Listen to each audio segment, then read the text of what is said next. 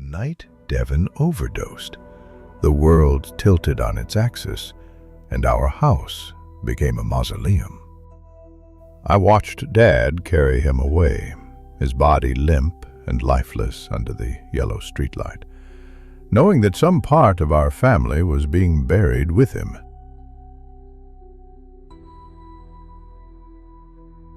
The next morning, Devin's room was eerily untouched, a shrine to a life that had abruptly ceased. Mom's voice, strained and hollow, echoed through the empty spaces, a fragile shield against the unbearable truth that now haunted our home. He returned that afternoon, a ghost wearing my brother's skin, his eyes vacant and distant. His presence filled the house with an unsettling quiet, a constant reminder of the boy we lost and the imposter who had taken his place. Soon, things started disappearing, not just objects, but fragments of memories, pieces of our shared past vanishing into the void. He would sit for hours, clutching these stolen remnants, as if trying to reconstruct a life he could no longer recall. One night I found him with my 8th grade yearbook, his fingers tracing the faces of forgotten classmates, a silent plea for recognition in his hollow eyes. The air was thick with unspoken questions, with the dread of knowing something was terribly wrong.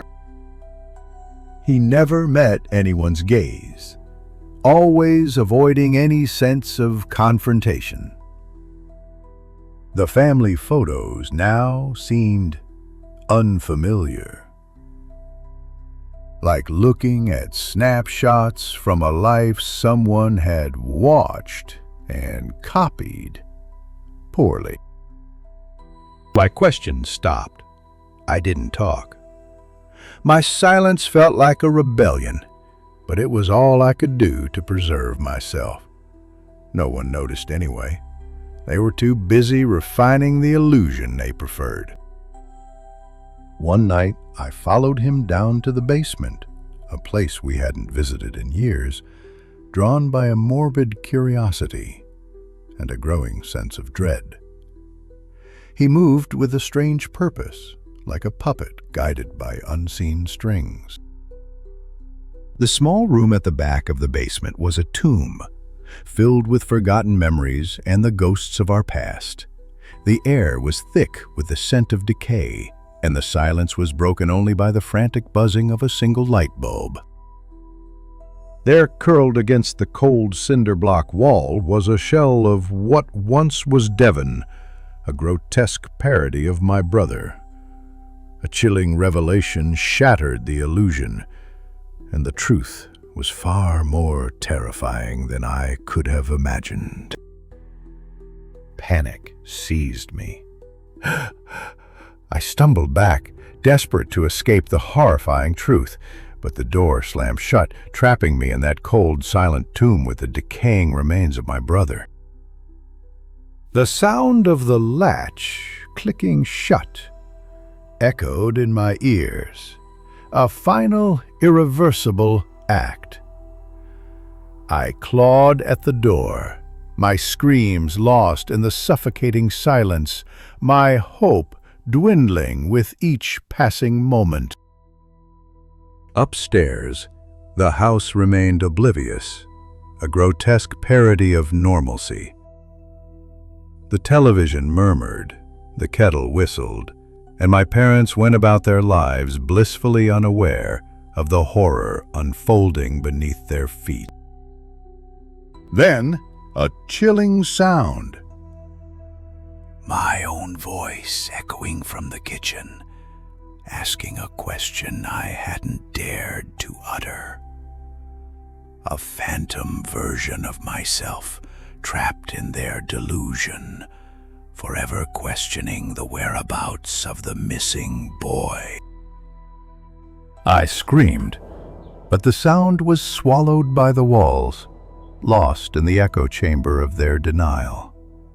My voice was nothing more than a whisper, in a house that refused to hear the truth. I pounded on the door, but no one came. Their deafness was a deliberate choice, a shield against the reality that threatened to shatter their fragile world. 2 days passed, each hour a torment, each moment a descent into madness.